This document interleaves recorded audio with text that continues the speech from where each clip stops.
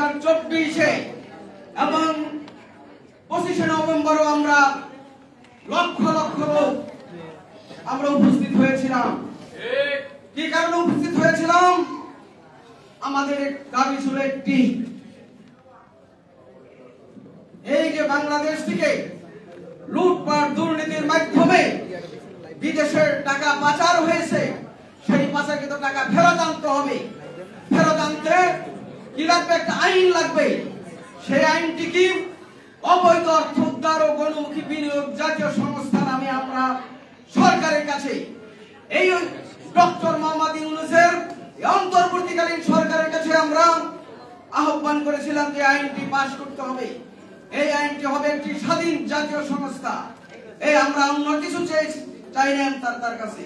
আমরা বলেছিলাম যে এই অবৈধ অর্থ পাচারকৃত টাকা দেশে এবং বিদেশে উদ্ধার করতে হলে একটা আইন প্রয়োজন। সেই আইনটি হবে আমাদের প্রাণের দাবি, বাংলাদেশের সকল খেটে খাওয়া মানুষের প্রাণের দাবি। আমরা আইনের মাধ্যমে, আমরা আইনের বিরুদ্ধে না, আমরা আইনকে আমরা শ্রদ্ধা জানাই। সেই কারণে আইনটির জন্য গত 18 আগস্ট আমরা একটু স্মারকলিপি দিয়েছিলাম ওই ডক্টর মোহাম্মদ ইউনূস বরাবর, ওই প্রধান উপদেষ্টা বরাবর।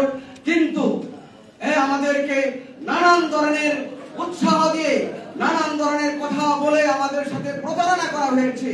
আমরা মনে করি আমরা বারবার আলটিমেটাম দিয়েছিলাম যে গত 24 সালের 30 সেপ্টেম্বরের মধ্যেই এই আইনটি পাস করতে হবে, কিন্তু তারা আমাদের কথা শুনেননি।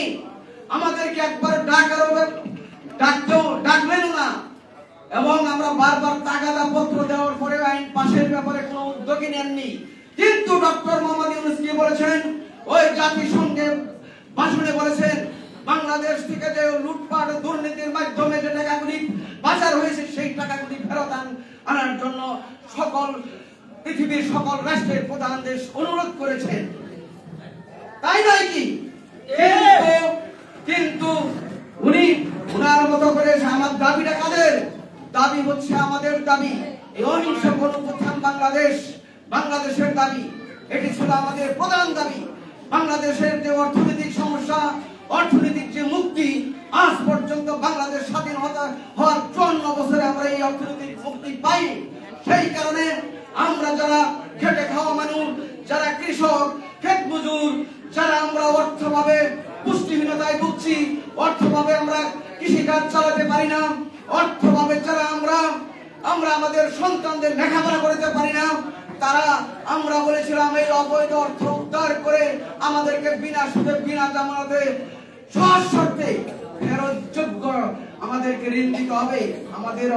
আমাদের যে দাবি, আমাদের দাবি অন্যায় না, আমাদের দাবি কোনো অযৌক্তিক না, আমাদের দাবি হলো যৌক্তিক। আমাদের এই প্রাণের দাবিকে উপেক্ষা করে গত 25 নভেম্বর আমাদের সাথে যে কাজগুলি করেছেন, অন্যায়ভাবে যে কাজগুলি করেছেন, আমাদের লোকজনদেরকে মারপিট করেছেন, আমাদের লোকজনের কাছ থেকে টাকা পয়সা, মোবাইল ছিনতাই করে নিয়েছেন, আমাদের লোকজনদেরকে বিভিন্নভাবে হয়রানি করেছেন, আমাদের লোকজনদেরকে বিভিন্ন থানায় জেলায় গাড়ি সরকারে আটকে দিয়েছেন, আমাদের লোকজনদেরকে গ্রেফতার করেছেন। আমাদের মাঝে এই মাত্র উপস্থিত হয়েছেন আমাদের প্রিয় নেতা, জাতীয় নেতা শহীদুদ্দিন মাহমুদ ভাই। শহীদুদ্দিন মাহমুদ ভাই অনেক অনেক ধন্যবাদ।